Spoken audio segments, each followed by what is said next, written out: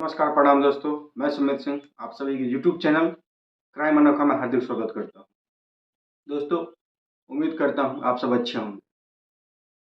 दोस्तों, मैं आज आप लोगों के बीच एक ऐसी कत्ल की कहानी लेकर आया हूं जो कि बहुत ही अजीब है और काफ़ी अलग है।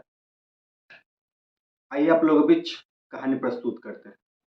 दोस्तों, ये कहानी एक सच्ची कहानी है और ये कहानी स्टार्ट होती है केरल राज्य से। और केरल में एक जगह था अचल, वहीं से ये कहानी स्टार्ट होती है। एक उत्तरा नाम की लड़की रहती है जिसकी उम्र लगभग 25-26 साल की थी और काफी अच्छी फैमिली से भी थी उत्तरा। उत्तरा के जो पिता थे एक बिजनेसमैन थे, लेदर के बिजनेस किए हुए थे और बढ़िया बिजनेसमैन थे और काफी मोटा पैसा वाले थे।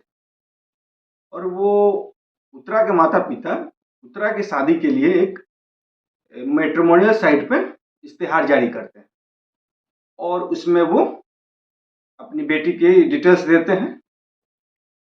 वहीं एक सूरज नाम का लड़का जो कि एक बैंक एम्प्लॉय था, वो उस इश्तेहार के जरिए उत्तरा के फैमिली वाले से कांटेक्ट करता है और कांटेक्ट करता है। दोनों परिवार एक दूसरे को देखते हैं, जानते हैं, समझते हैं और फिर उत्तरा के फैमिली वाले बोलते हैं चलो लड़का है, बैंकर है, अच्छा है। मतलब अपने दोनों फैमिली जो थे एग्री हो गए और दोनों की शादी हो जाती है। उनकी शादी 2019 में होती है। सब कुछ अच्छा चल रहा था और 2019 के बाद 1 साल के बाद उन दोनों के उत्तरा और सूरज, इन दोनों को एक बेटा भी हुआ। और जब उत्तरा का एक लड़का जब बेटा हुआ उसके बाद जो सूरज का बिहेवियर था थोड़ा बहुत चेंज होने लगा। वैसे दोस्तों, जो उत्तरा के फैमिली वाले थे उसको काफ़ी अच्छी महंगी कार दिए थे, दहेज में सोना दिए थे और काफ़ी कीमती वस्तुएं दिए थे और कुछ ऐसा भी वस्तुएं दिए थे जो जिसकी जो प्रॉपर्टी ऑनर थी वो उत्तरा ही थी। और शादी होने के 1 साल बाद बेटा हुआ और बेटा होने के बाद जो सूरज था वो थोड़ा थोड़ा बदलना स्टार्ट कर दिया और सूरज सोचने लगा कि मैं इस लड़की को कैसे अपने जिंदगी से हटा दूं और जितनी संपत्तियां हैं, चूंकि बेटा भी था उसको, जितनी इसकी माँ बाप की संपत्तियां हैं वो अपने नाती यानी मेरे बेटे को देंगे और सबका मालिक हम खुद हो जाएंगे। और जो उत्तरा के नाम से एक बहुत मोटा रकम का LIC भी था। ये सब सोच के उसके मन में लालच आने लगे। लालच ये सब सोचने के बाद उसके मन में लालच आने लगे। और दोस्त, उत्तरा जो थी उसको एक बीमारी थी जो मतलब नई चीज को जल्दी लर्निंग नहीं कर पाती थी। बाकायदे उसके इलाज के लिए उत्तरा के माता पिता सूरज को पर मंथ 8,000 का महीना भी देते थे कि आप मेरे बेटी का इलाज कराओ। लेकिन इधर सूरज के मन में लालच आने लगा और फिर सोचा कि कैसे उत्तरा को अपनी जिंदगी से हटा दे और किसी को शक भी ना हो उत्तरा को मैंने अपनी जिंदगी से हटा दिया। और सूरज अनेक प्रकार का तरकीब सोचने लगा और वो बहुत कुछ सोचता, लेकिन फिर सोचता कि फंस जाएंगे, फिर पुलिस आ जाएगी, बहुत कुछ सोचा। लेकिन और इसी दरमियान सर्च करने के दरमियान, सोचने के दौरान उसने बाकायदे एक गाइड पढ़ा। उसमें देखा कि चूंकि वो भी केरल राज्य से ही था, देखा कि केरल में सबसे ज्यादा सांप के डसने से मौत होती है। ये बात थोड़ा सा उसके दिमाग में फिट हुआ और उसने सांप की प्रजातियों के बारे में सर्च करना शुरू किया और वो काफी ज्यादा अपने कंप्यूटर पे सर्च करने लगे कि सांप कैसे काटे, सांप काटने के बाद क्या होता है, किस प्रकार का सांप काटेगा जल्दी मृत्यु होगी। मतलब सांप के बारे में वो रिसर्च करना शुरू कर दिया।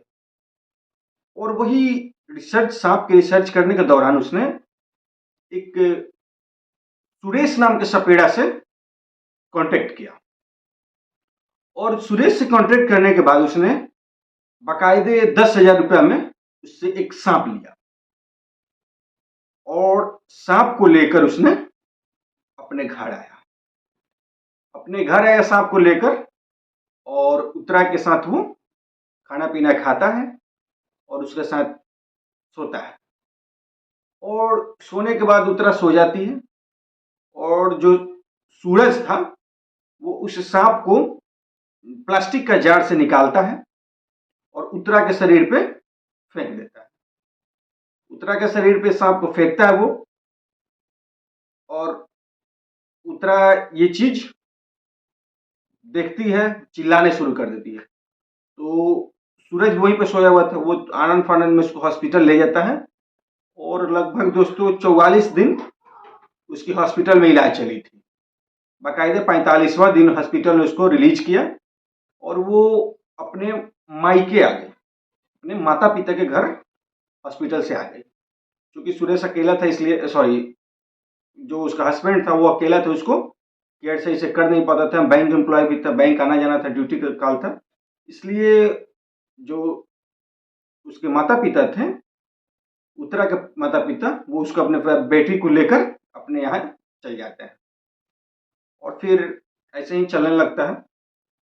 फिर जो उसका हस्बैंड था वो सोचता है कि सूरज, वो सोचा कि पहला मेरा कोशिश जो था नाकाम कर गया। फिर वो उस सपेरा के पास जाता है और बोलता है कि हमको कोई ऐसा सांप दो जो कि काफी जहरीला हो।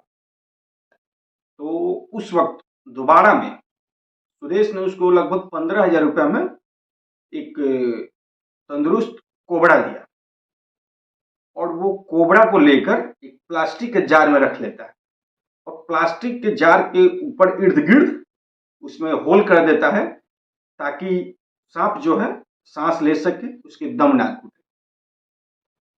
और वो उसको अपने उस जार को अपने बैग में डालता है और सीधे अपने ससुराल चला आता है, उत्तरा के माता पिता के घर पे ससुराल आता है।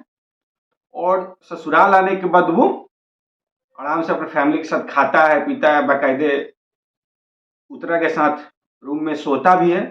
और जो उसका बेटा था सूरज का, वो अपने नाना नानी के यहाँ, मतलब उत्तरा के माता पिता के रूम में सोता है और ये दोनों हस्बैंड वाइफ उस रूम में सोते हैं।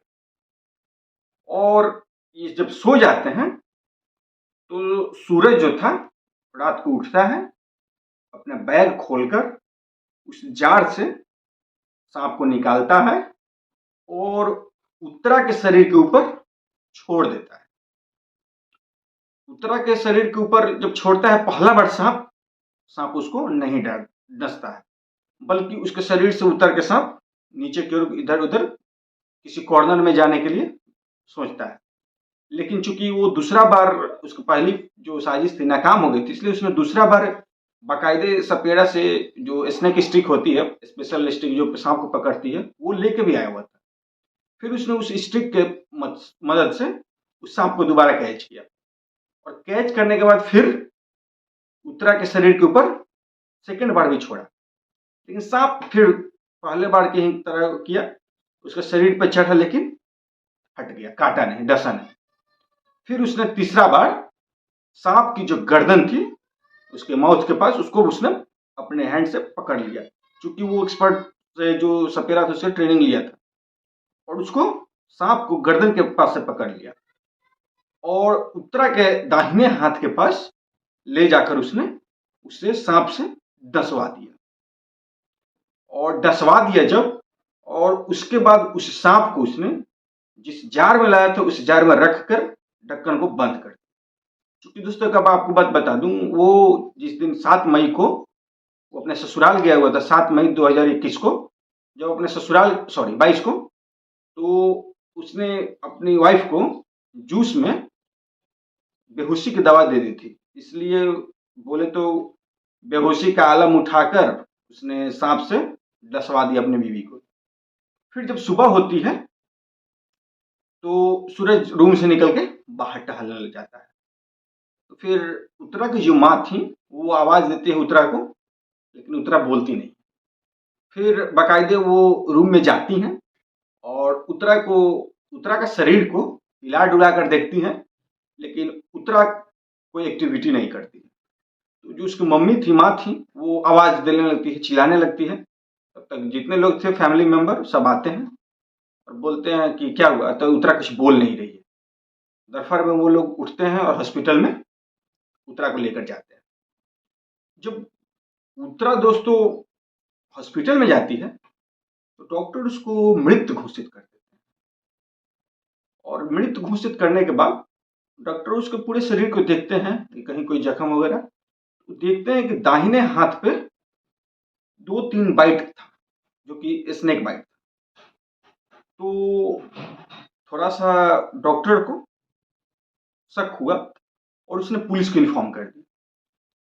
जब वहां पे पुलिस आया तो बाकायदे जब पुलिस आएगी तो अपने शव, जब पुलिसिया केस हो जाएगा तब शव को अपने कब्जे में लेगी, फिर उसको पोस्टमार्टम कराएगी। तो सेम ऐसा ही हुआ, पुलिस आई और शव को अपने कब्जे में लेकर पोस्टमार्टम कराई। पोस्टमार्टम कराई और बिसरा विसरा का भी जांच आई। जब बिसरा की रिपोर्ट सामने आई तो उसमें 2 चीज मेंशन की हुई थी कि जो उत्तरा थी वो मौत से पहले बेहोश थी, और दूसरा चीज आया कि इसके शरीर के अंदर बहुत ही जहरीली जो जहर थी, काफी खतरनाक जो जहर थी वो इसके अंदर है, जो कि एक सांप की है, और सांप में भी कोबरा प्रजाति की सांप की है। यहीं से पुलिस को भी थोड़ा डाउट हुआ कि आखिर एक सांप डसता है तो फिर पहले बेहोश क्यों थी। फिर पुलिस क्या करती है कि इस केस को अपने अंडर लेती है, फिर जाती है उत्तरा के घर। उत्तरा के माँ बाप के घर जाती है तो उत्तरा जिस रूम में सोई हुई थी वहां पे बस उत्तरा और सूरज 2 ही जन थे। उस रूम की पूरे छानबीन करती है। बाकायदे पुलिस को उस रूम से, जो सूरज था काफी होशियार था, उसने जिस जूस के ग्लास में उसको बेहोशी की गोलियां दी थी, उस ग्लास को भी धो दिया था।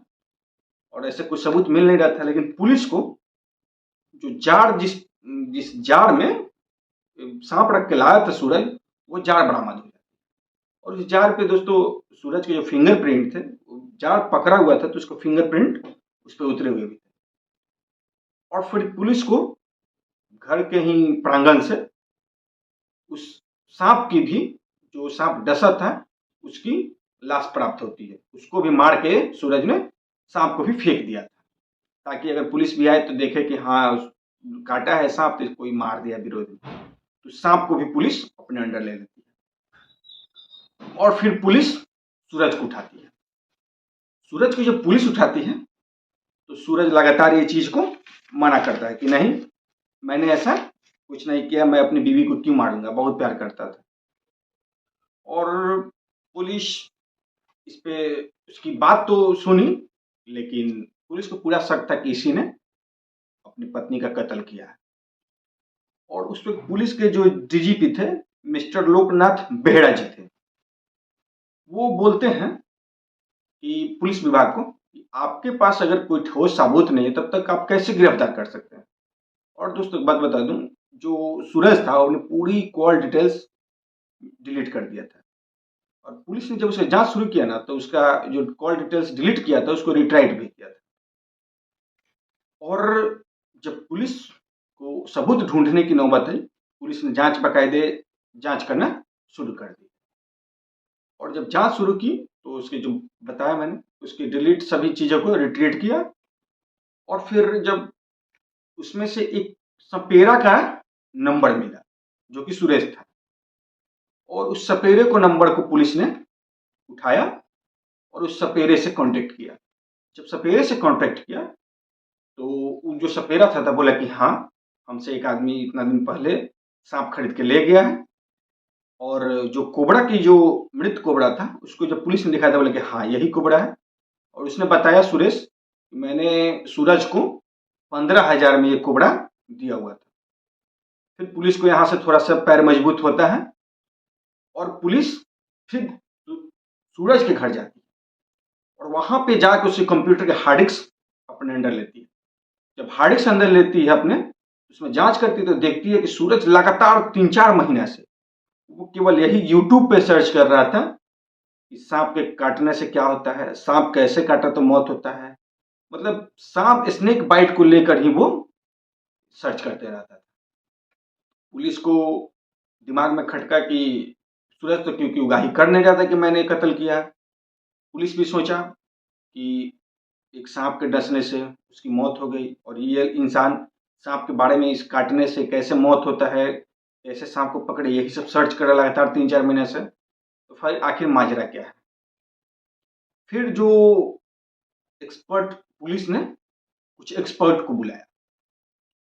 जब कुछ एक्सपर्ट लोग आए तो जिस रूम में उत्तरा की हत्या हुई थी, हत्या ही बोलेंगे, जब हत्या होती उसकी हुई थी, उस रूम में एक डमी ट्रायल होता है। अमूमन दोस्तों जब ऐसा कुछ मर्डर मिस्ट्री होता है तो जो एक्सपर्ट होते हैं वो लोग अक्सर डमी करते हैं। बिना डमी ट्रायल किए में भी केस आगे बढ़ता नहीं है। फिर ऐसा ही कुछ उत्तरा के भी कांड में हुआ।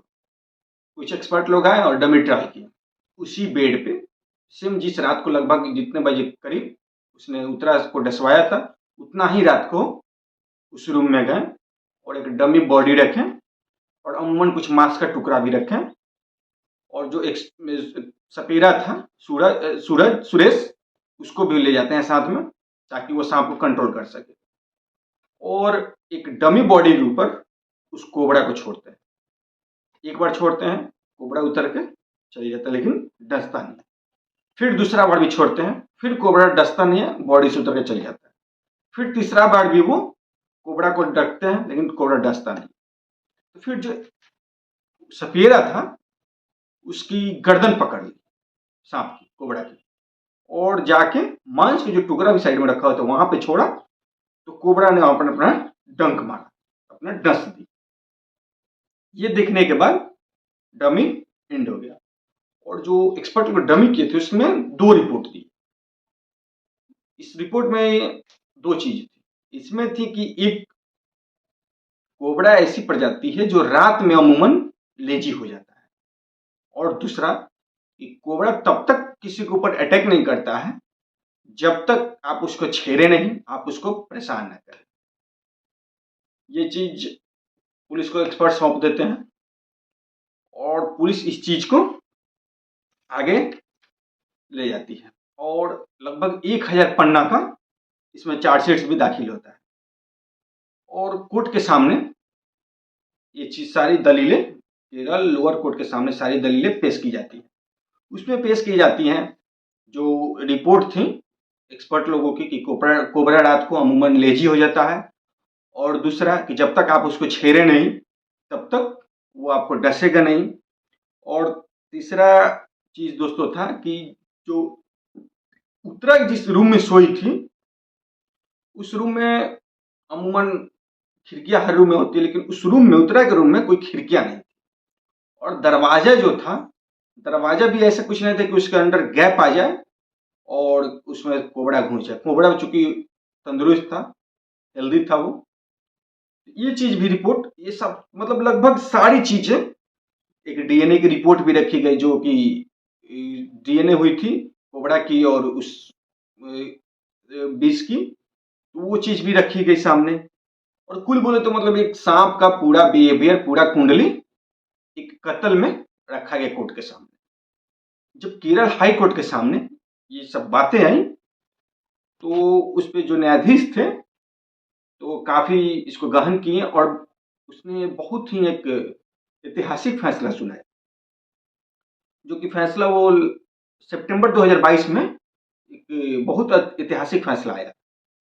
वो उनके फैसला में था कि ऐसा व्यक्ति जो कि एक इतनी गंदी सोच रखता हो, वो इस धरती पे, वो इस संसार में फ्रीडम रहने लायक नहीं, और उसको 2-2, पहली बार शायद इंडिया में ऐसा हुआ है कि 2-2 उम्र कैद की सजा सुनाई, और प्लस 5 लाख उसको मुआवजा भी सुनाया।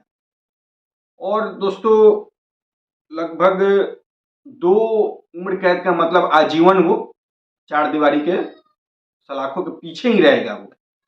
और देखिए दोस्त, ये अभी मामला केरल लोअर कोर्ट में है, ये आगे हो सके कि हाई कोर्ट में भी जाए, उसका आगे सुप्रीम कोर्ट में भी जाए। ये थी दोस्तों आज की आप लोग के बीच कहानी। अब आप ऐसा कहानी सुने होंगे तो बताइए, आप इसमें एक कत्ल में लगभग पूरी सांप की कुंडली को प्रस्तुत किया गया था कोर्ट में, तो इसकी एक फैसला आ सके। बस फिलहाल के लिए दोस्तों इतना ही। आप मेरे को चैनल को सब्सक्राइब कीजिए, लाइक कीजिए और दबा के शेयर कीजिए। मिलते हैं फिर कभी नेक्स्ट वीडियो में। Thank you.